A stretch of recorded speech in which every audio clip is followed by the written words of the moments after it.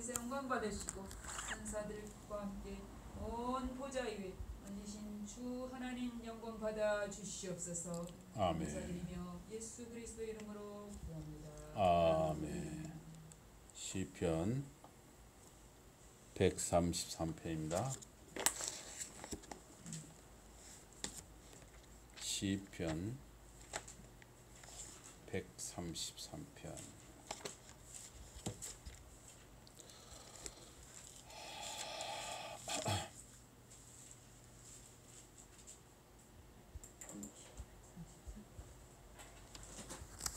시편 133편.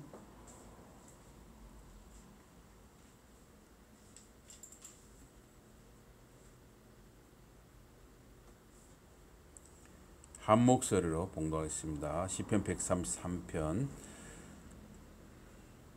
다윗의 시 곧 성전에 올라가는 노래. 시작. 보라, 형제가 연합하여 동거함이 어찌 그리 선하고 아름다운고.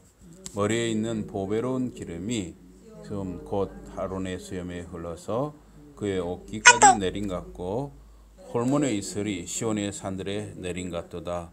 거기서 용순순이 곧 영생이로다. 보라, 형제가 연합하여 동거함이 어찌 그리 선하고 아름다운고. 머리에 있는 보배로운 기름이 수염 곧 아론의 수염에 흘러서 그의 옷깃까지 내림 같고, 헐몬의 이슬이 시온의 산들에 내림 같도다. 거기서 여호와께서 복을 명령하셨나니 곧 영생이로다. 오늘 말씀 제목은 이 하나됨에 대해서 말씀을 드리도록 하겠습니다. 이 시온의 노래는 절기 때 예배하러 예루살렘에 모인 유대인 순례자들을 축하하기 위해서 사용되었습니다. 그래서 이 거룩한 도시 예루살렘에 모인 무리는 민족적으로 뿐만 아니라 하나님과 언약 관계로 함께 묶였습니다.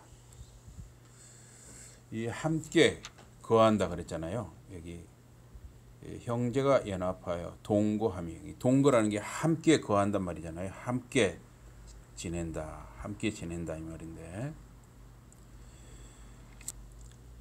이 함께 지낸다, 함께 거한다, 함께 산다 하는 것은 이 중요한 것이 바로 하나 되는 것입니다. 하나 돼. 형제가 하나 되는 것은 우리가 국가적으로 또 가정에서도 교회에서도 이 하나 된다는 것은 너무나 중요하죠. 이스라엘은 하나님의 택함 받은 백성이었습니다. 이 가족도 하나님의 자녀로서 믿음의 가정이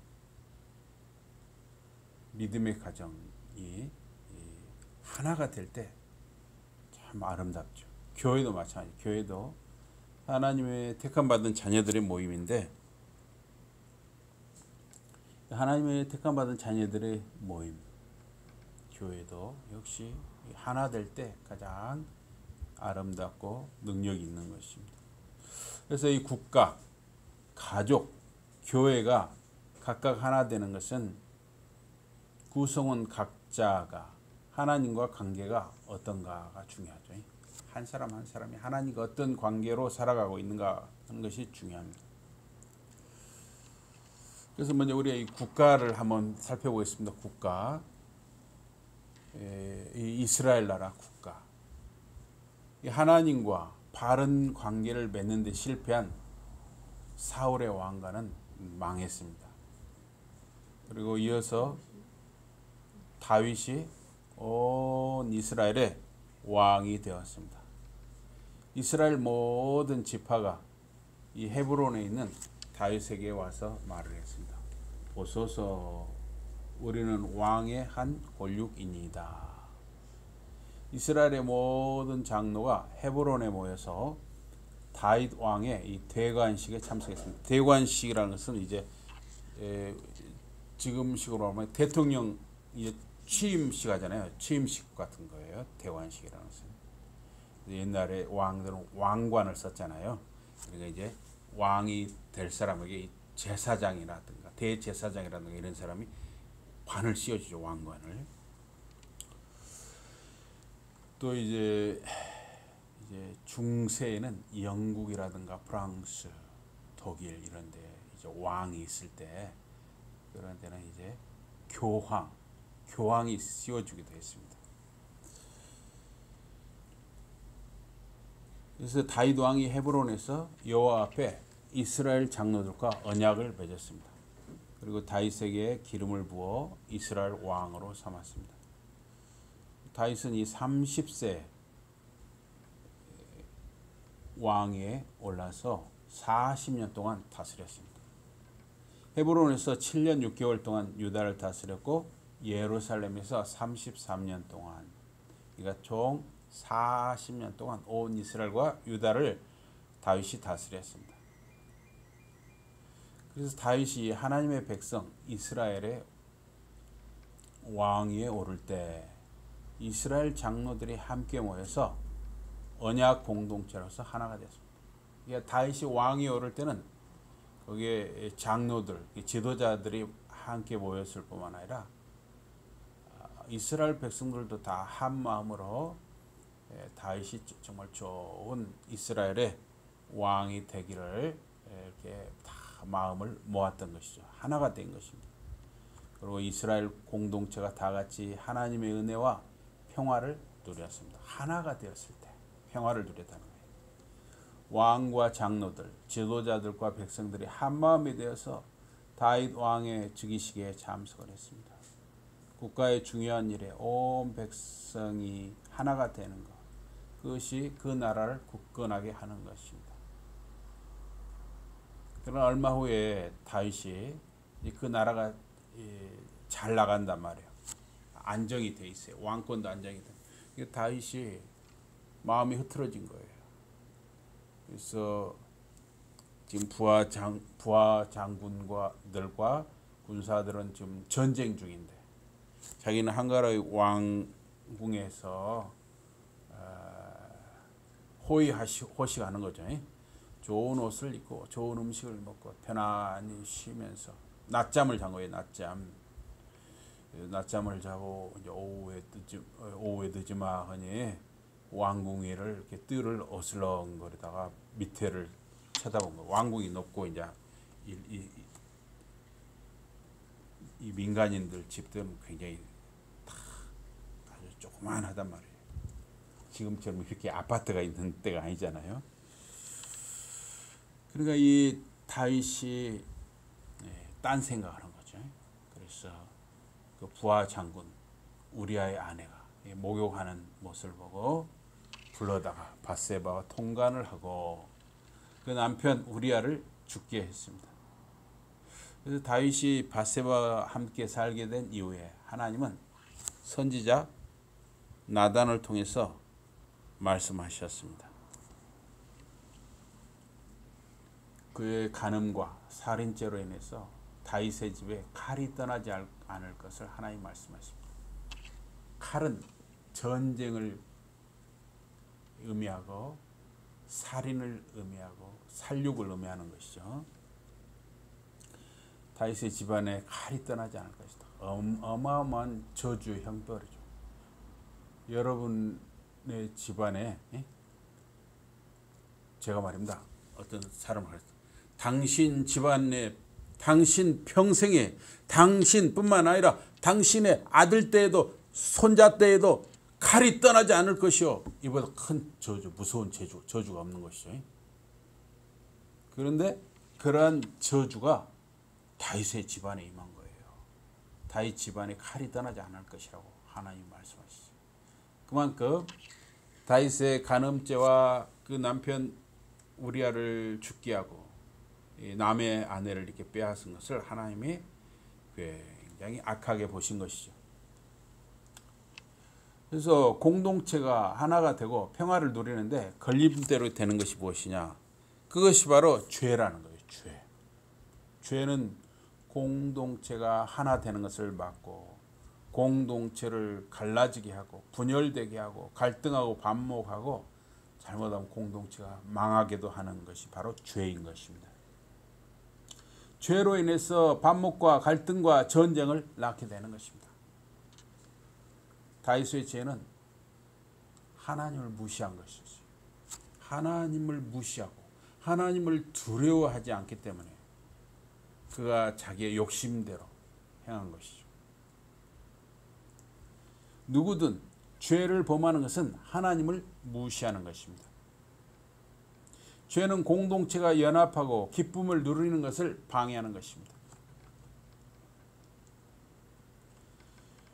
이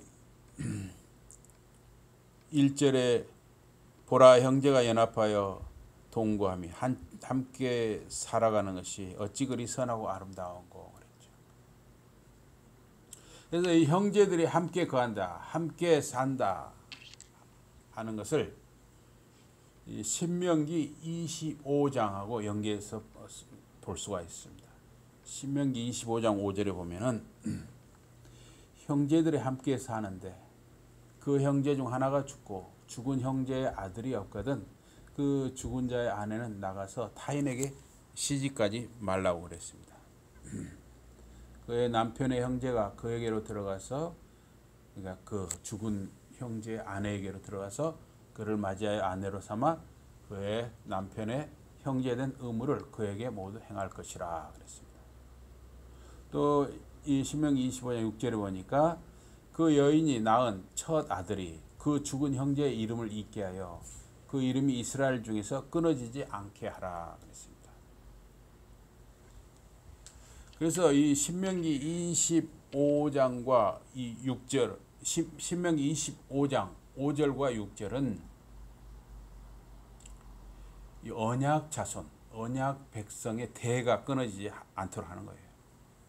하나님의 약속 언약이 대대로 이어져서 성취되도록 하고자 함이었고 그와 함께 경제적인 이유, 그 가문의 재산을 지키려는 방법이라고 할 수가 있었습니다.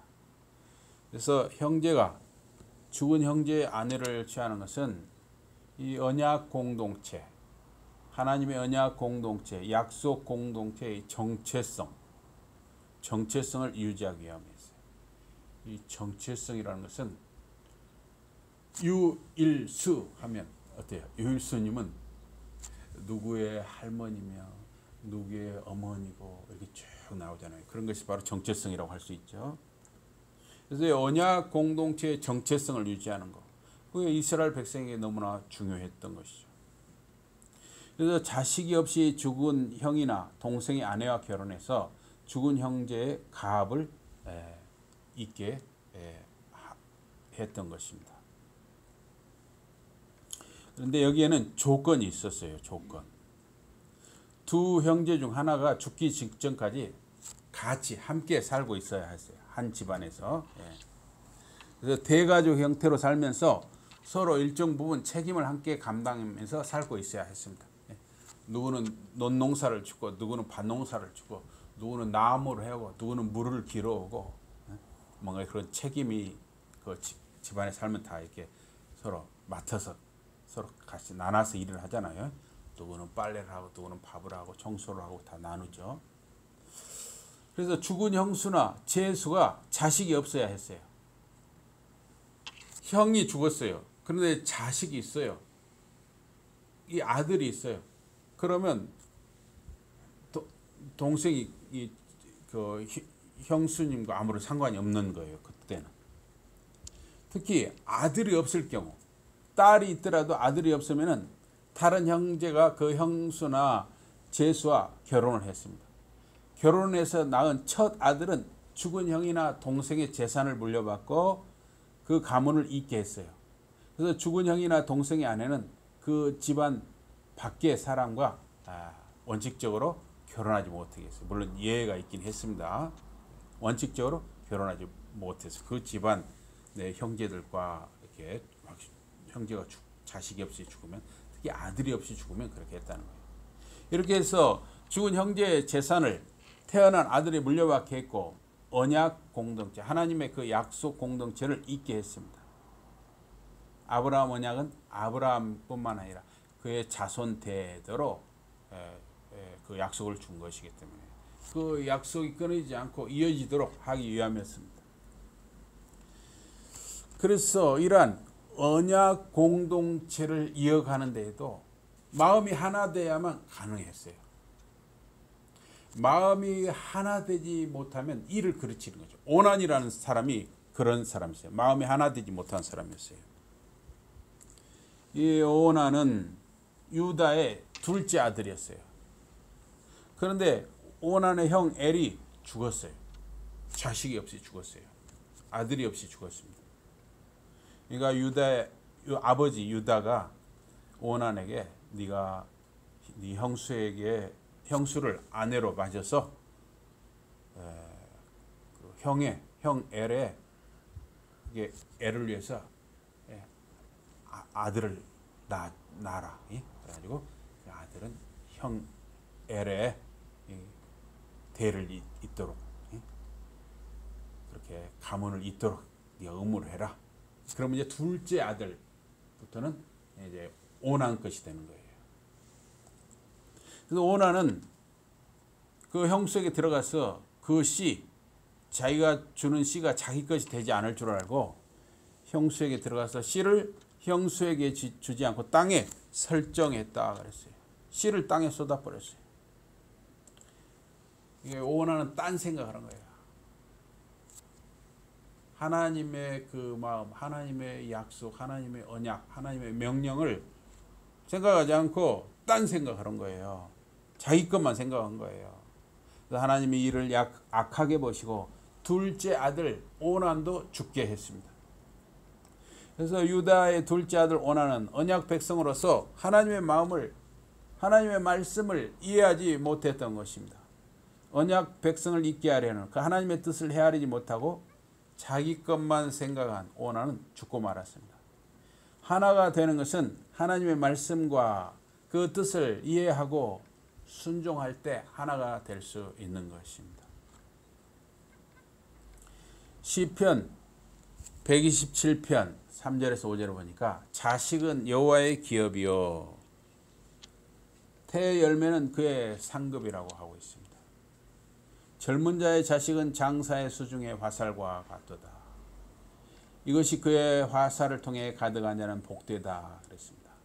그들이 성문에서 그들의 원수와 담판할 때 수치를 당하지 아니하게 된다고 말했습니다. 그래서 이 대가족의 삶은 이상적인 가족 형태라고 할 수가 있습니다.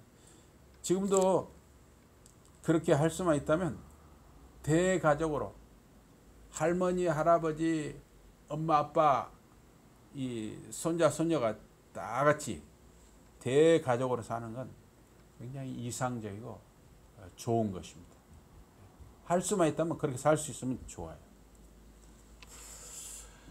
그래서 이 아브라함과 롯, 야곱과 에서는 그 대가족으로 이렇게 살았어요. 그런데 나중에 분가를 하죠. 서로 따로 살림을 따로 나누게 됩니다. 가족 수와 살림, 재산이 늘어났기 때문이었습니다.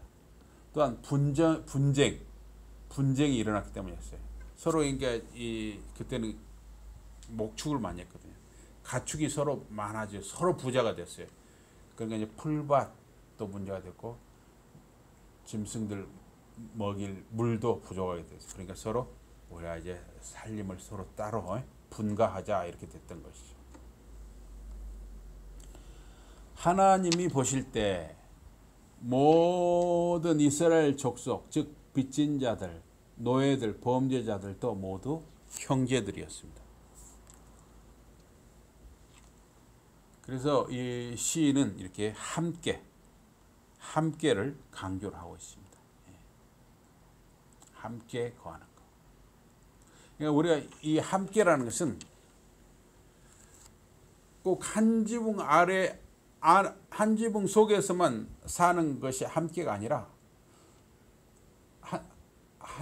한 형제는 서울에 살고 한 형제는 대전에 살고 이래도 마음이 함께가 될 수 있는 거예요. 오히려 한 지붕 아래 살아도 마음이 서로 딴 생각을 하면 함께가 안 될 수 있죠. 그래서 이 국가적인 행사나 중요한 일에 우리가 국민으로서 함께 참여하는 거 참 중요한 일이에요. 예를 들어서 우리 대한민국에서도 국가적인 행사 뭐가 있습니까? 대표적으로 국민 투표 같은 거 있죠. 국민 투표. 대통령 선거, 또 지방 선거, 또 국회의원 선거 이런 선거 때 어때요? 우리가 투표를 행사하잖아요. 가능하면 이 투표권 물론 기권할 수도 있어요. 그렇지만 가급적 기권하지 말고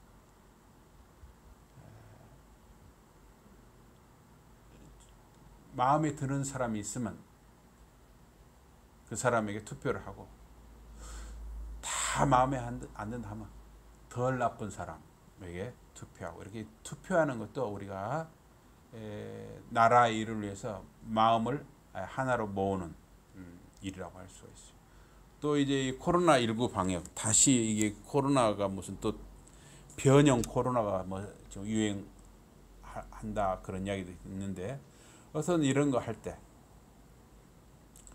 가능하면 우리가 서로 어째요 이런 재난을 빨리 극복하기 위해서 이 방역 당국에서 어떤 협조를 구할 때 우리가 할 수 있으면 그게 협조하는 거. 그것도 바로 나라 일에 우리가 함께 하는 거, 마음을 함께 하는 것이죠. 가족의 경우도 마찬가지로 우리 가족에게도 뭐 양가에 하여튼 크고 작은 일이 생길 수가 있잖아요. 뭐 누가 결혼한다든가 또 뭐 무슨 장례식이라든가 하여튼 뭐 크고 작은 일이 있을 수가 있어요. 또 누가 뭐 병원에 입원했다든가 할 때 함께 한다는 거 참 중요한 것이죠. 물론 우리나라는 이스라엘처럼 선민의 나라가 아니에요. 하나님이 택한 백성의 나라는 아닙니다. 그러나 국가가 지향하는 큰 그림이라든가 방향을 이해하고 함께 하는 것, 그런 마음을 가진 국민들이 많을 때 그 나라가 소망이 있다고 할 수가 있죠.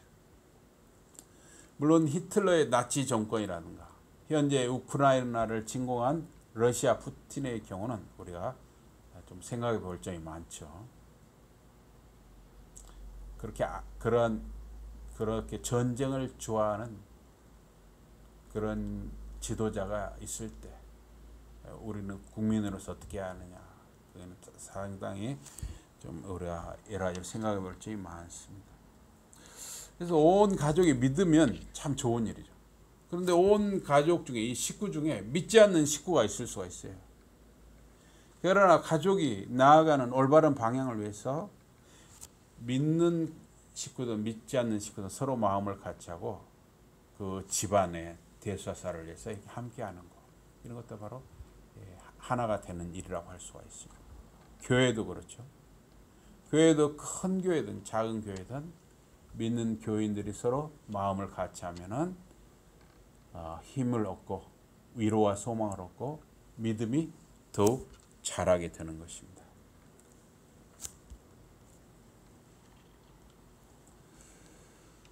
여기 2절에 보니까 머리 위에 좋은 기름이 수염 아론의 수염 위로 흐르니 그의 옷깃까지 흐림 같다 그랬어요. 그래서 아론을 이 대제사장으로 성결케 하는 것, 구별하는 위임식을 행했습니다. 그래서 향기로운 이 관유라는 것은 거룩하게 구별하는 데 쓰는 기름이에요. 이 관유를 아론의 머리에 부으니 아론의 긴 수염을 타고 기름이 흘러내려 아론의 옷깃을 적셨다 그랬어요. 그래서 이 예식의 관유를 붓는 것은 신성한 위임식이었습니다. 아론이 성소에서 이 야훼, 그 하나님의 중재자가 되도록 하는 그런 위임식이었어요. 그 예식에 모여든 하나님의 가족, 하나님의 백성에게도 향기로운 은혜가 흘러서 퍼져나갔습니다. 출애굽기 29장에 보면 바로 이 제사장 위임식, 그 직분 위임을 규정을 하고 있는데요. 이 출애굽기 29장 7절에 보면 관유를 가져다가 그러니까 아론의 머리에 부어 바르라 그랬습니다. 새 번역에서는 관유를 거룩하게 구별하는 데 쓰는 기름 이렇게 옮겼습니다. 그래서 이 관유는 영어로는 anointing oil이에요. anointing oil. 거룩하게 구별하는 데 쓰는 기름. 그래서 히브리어 본문에서는 이 관유를 쉐멘 하 미시하 그랬어요. 쉐멘 하 미시하. 이 쉐멘은 기름이란 뜻이에요. 미시하는 거룩하게 구별한다 하는 거예요. 그래서 아론의 머리 위에 좋은 기름은 거룩하게 구별하여 부은 기름입니다. 이것은 아론을 하나님을 섬기는 대제사장으로 위임할 때 부은 기름이었습니다.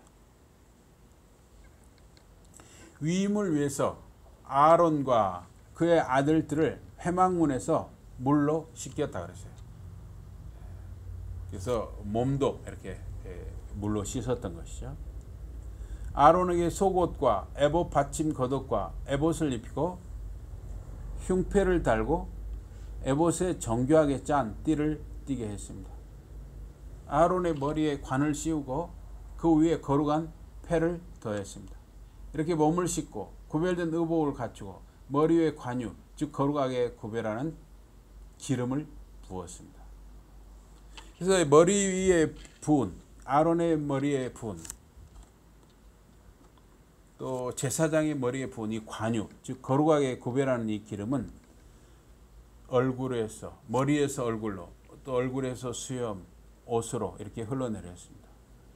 그래서 이것은 하나님의 축복은 몇 사람만의 전유물이 아니라는 거예요.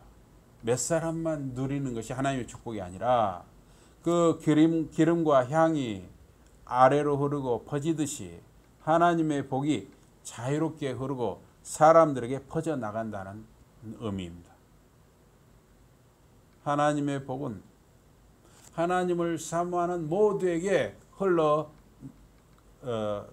퍼져가는 것입니다. 이 시간 예배하는 저와 여러분에게 하나님의 은혜와 복이 흘러 퍼져가는 것입니다. 여러분의 자녀들, 자손들에게도 흘러 퍼져가는 것입니다. 관유, 이 구별한 기름, 거룩하게 구별한 이 기름, 이 관유에는 향기로운 냄새가 있었습니다. 이 관유는 고급 향품, 액체 모략, 향기로운 육개, 일종의 그 계피 같은 거, 시나몬이라고 하는데 향기로운 육개, 또 향기로운 창포, 계피, 감람 기름을 섞어서 만들었어요. 여러 가지를 섞어서 만들었어요. 이 관유를. 이 3절에 보니까 헤르몬의 이슬이 시온 산들 위에 흘러내린 같으니 진정 그것은 주께서 복을 명령하시니 영원까지 생명이라 그랬습니다. 이 헤르몬은 이스라엘에서 가장 높은 산입니다. 이 시온 산은 나지막한 산입니다. 이슬은 새벽에 하늘에서 땅으로 내리는 것이죠. 높은 것과 낮은 것이 모두 함께 이 달콤한 생명의 이슬을 맛보는 거예요. 산 위에서도 들에서도 강에서도 어디에서나 다 이 달콤한 생명의 이슬을 맛보는 것입니다. 높은 자나 낮은 자나 하나님의 복을 받는데 차별이 없는 거예요. 하나님의 복은 하늘에서 땅으로 내려옵니다. 그래서 히브리어로 내려온다는 말이 야라드예요. 야라드. 그런데 2절에서 이 야라드라는 말을 한 번, 또 3절에서 야라드라는 말을 두 번, 3회 연속 내려온다, 내려온다, 내려온다. 야라드라는 말을 3번 쓰고 있어요. 모든 좋은 것은 위에서 내려오는 것입니다. 위에서 내려오는 이 좋은 것은 인간의 노력이나 인간의 힘으로 성취하거나 쟁취하는 것이 아닙니다. 위에서 아래로 주어지는 것이에요. 하나님이 우리에게 주시는 거예요. 선물로 주시는 것입니다. 호세아 14장 5절에 하나님이 이스라엘에게 이슬과 같아서 이스라엘이 백화파같이 피게 하고 백향목같이 뿌리가 박히게 하겠다 약속하셨습니다. 이제 하나님이 우리에게 이슬을 내리잖아요. 그러면 이스라엘이 그 백화파처럼 피어난다는 거예요. 그러니까 이 식물들이 말입니다. 평소에 비가 안 올 때는 아침 이슬로 산다고 그래요. 아침 이슬. 하나님이 우리에게 내려주시는 복은 바로 이 아침 이슬과 같은 것입니다. 그래서 그것이 꽃을 피게 하고 백향목처럼 땅속에 깊이 뿌리를 내리게 한다는 거예요. 시편 110편 3절에 보니까 주의 권능의 날에 주의 백성이 거룩한 옷을 입고 즐거이 헌신하니 새벽 이슬 같은 주의 청년들이 주께 나온다 그랬습니다. 새벽 이슬은 생명과 소망과 축복의 상징인 것입니다. 그곳 이 3절에 보면 거기서 그랬죠. 헐몬의 이슬이 시온의 산들에 내린 것 같다. 거기서 그랬어요. 거기서 여호와께서 복을 명령하셨나니 곧 영생이로다. 거기서 그랬어요. 거기서가 바로 그곳이거든요. 그곳 거기서 이 그곳이라는 거 거기서라는 것은 샴이거든요. 히브리어 샴인데 그곳 시온에서 곧 예루살렘에서 하나님과 이스라엘 백성이 만났던 것입니다. 이 시온은 하나님의 복이 주어지는 장소입니다. 시온은 하나님의 백성이 은혜를 구하는 장소예요. 시온은 축복의 원천이고 제사장이 중재자가 되는 것입니다. 시온은 풍성한 생명의 공급처예요. 시온은 공동체와 순례객이 하나님의 은혜를 받는 것이에요. 이 시대는 어떻습니까? 바로 이 교회죠. 교회가 시온의 역할을 해요. 물론 꼭 이런 건물에서 만날 수도 있지만은 가정에서 만나도 마찬가지예요. 가정에서 여러분이 하나님의 말씀을 읽을 때 그것이 바로 시온이 되는 거예요. 또 여기서 우리가 예배할 때 이곳이 바로 시온이 되는 것입니다. 이 시온은 풍성한 생명의 공급처요, 축복을 받는 것이요, 은혜를 받는 것입니다. 하나님의 복이 주어지는 것이 시온이에요. 그래서 여러분의 가정에서 여러분들이 성경을 읽고 여러분이 가정에서 기도를 하면 그것이 바로 복을 받는, 은혜를 받는 시온이에요.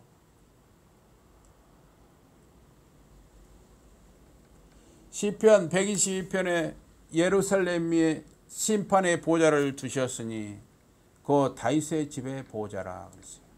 시온 즉 예루살렘은 하나님의 임재의 장소입니다. 하나님이 함께 하시는 장소입니다. 시온은 하늘의 예루살렘의 배경이 되는 것입니다.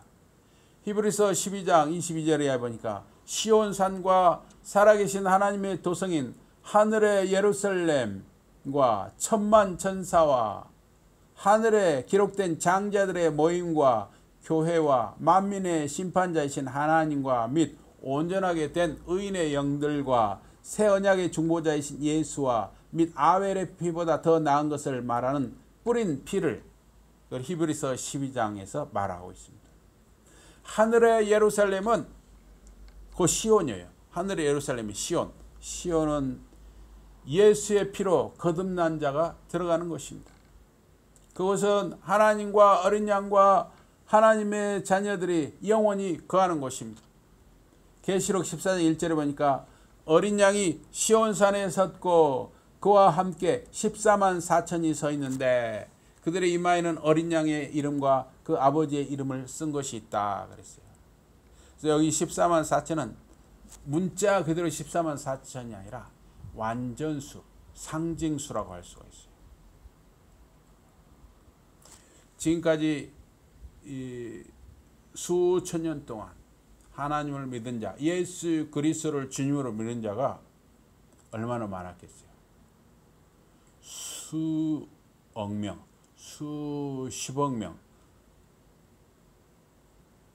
수많은 사람들이 예수님을 믿고 하나님을 믿었기 때문에 14만 4천은 완전수, 상징수라고 할 수 있어요. 어린 양이 시온산 즉 예루살렘에 서 계십니다. 그래서 어린 양이신 예수님이 서 계시느냐, 서 있다는 건 뭐예요? 되게 활동적인 상태를 말하죠. 어린 양 예수님이 쉬지 않고 우리의 구원을 위해서 일한다는 뜻입니다. 유대인의 종말론적인 그런 기대에 의하면 시온산 곧 예루살렘은 종말론적인 그 왕국의 중심인 것이에요. 요엘서 2장 32절에 보면 누구든지 여호와를 부르는 자는 구원을 얻을 것이고 시온산과 예루살렘에서 피할 자가 있을 것이요 남은 자 중에 여호와의 부름을 받을 자가 있을 것이다. 그래서 이 시온산, 예루살렘이 바로 구원의 중심이고 축복의 중심이라고 말하고 있습니다. 이 그곳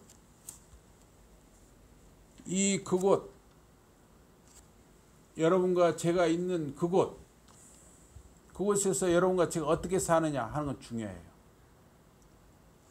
여러분과 제가 사는 그곳에서, 여러분의 가정에서, 여러분의 골방에서 여러분의 말씀을 보고 기도하면 그곳이 시온이고 축복의 장소입니다.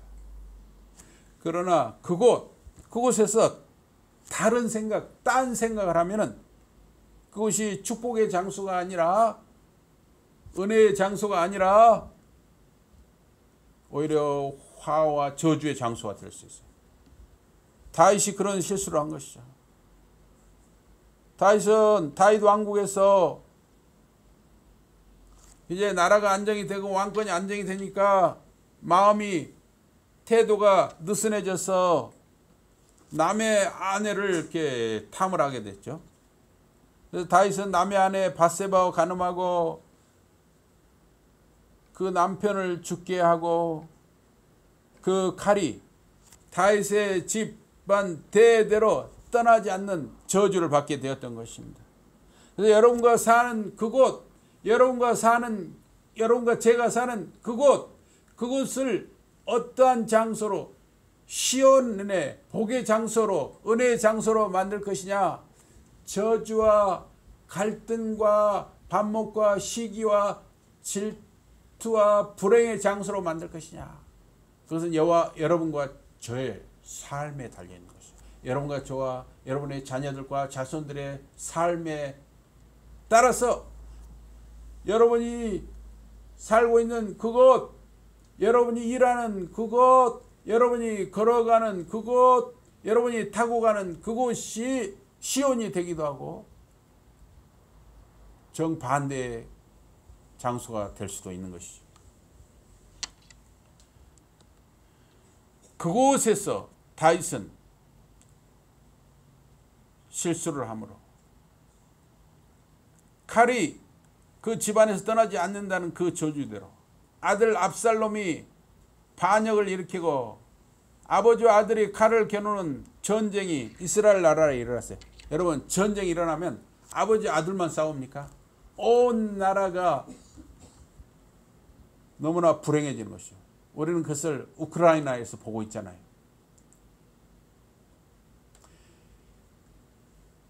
러시아가 우크라이나를 침공하니 군인들끼리만 싸우는 게 아니잖아요. 민간인들이 얼마나 피해를 봅니까? 아파트가 다 무너집니다. 전기시설이 무너집니다. 수도시설이 무너집니다. 철도, 공항시설이 무너집니다. 항구가 무너집니다. 또 힘없고 연약한 여자들이 너무나 험한 꼴을 당하기도 합니다. 이 전쟁이란 그렇게 무서운 거예요.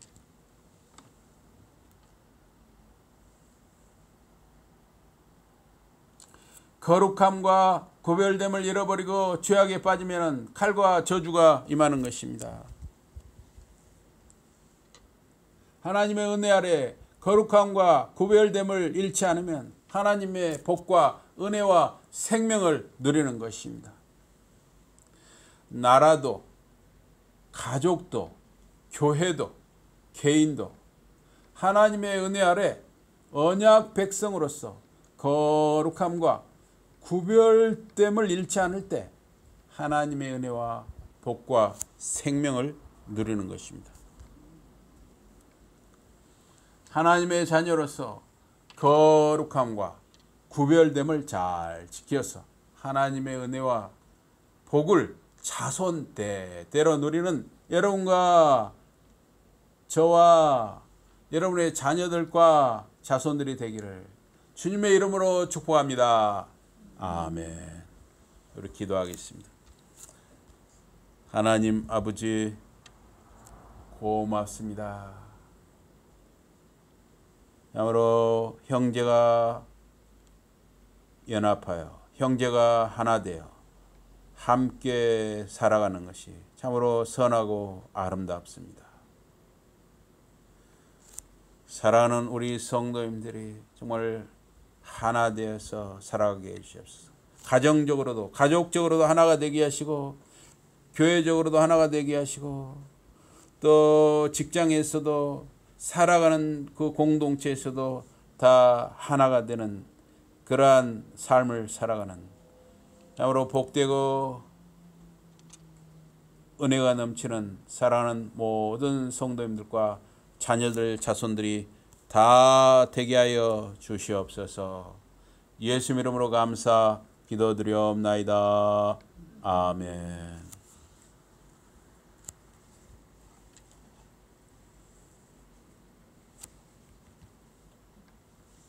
찬송가 220장입니다. 찬송가 220장. 찬송가 220장.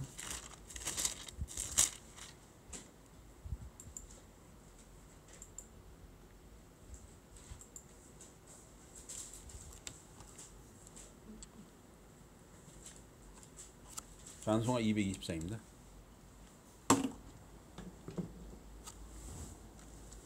사랑하는 주님 앞에 형제자매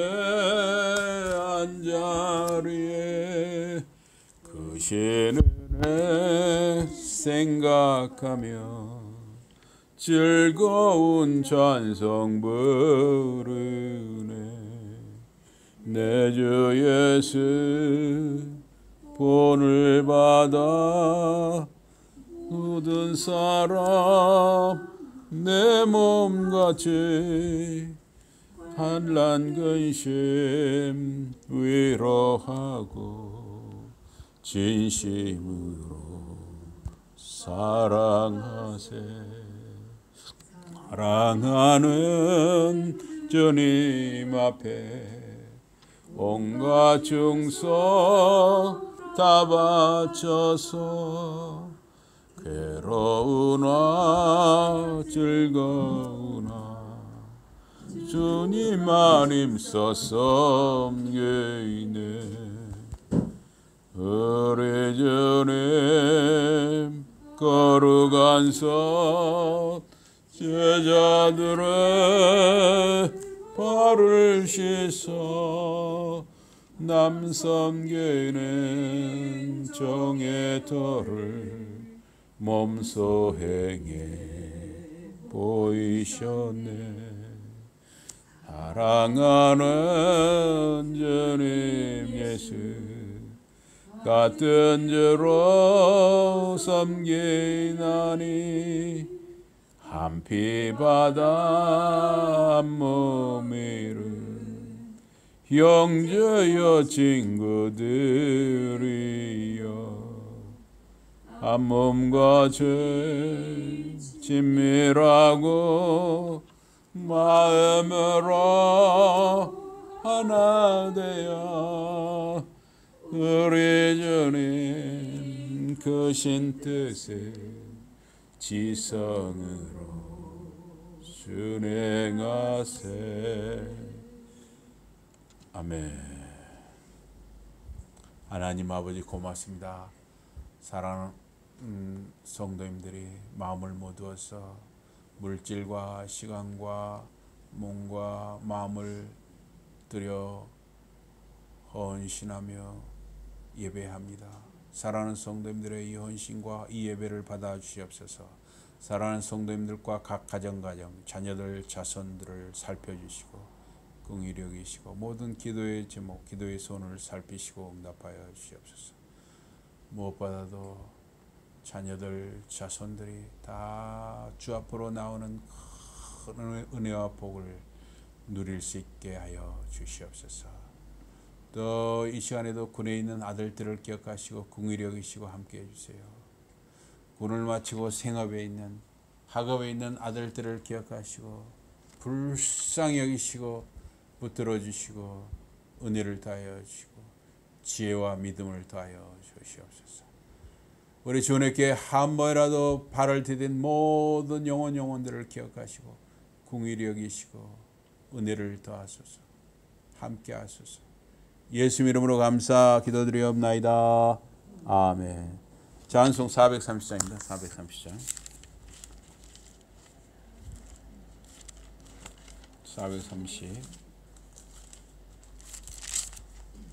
430입니다. 찬송 430.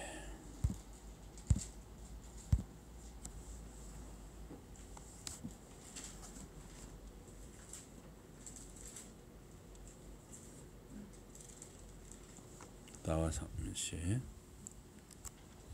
주와 같이 길 가는 것 즐거운 일 아닌가. 우리 주님 걸어가신 발자취를 밟겠네. 한 걸음 주 예수와 함께 날마다 우리 걸어가리. 어찌나 이 갓대 느리 미련하고 약하나 주의 손에 이끌리어 생명길로 가겠네. 한 걸음 주 예수와 함께 날마다 우리 걸어가리. 어찌 피는 들판이나 험한 골짜기라도 주와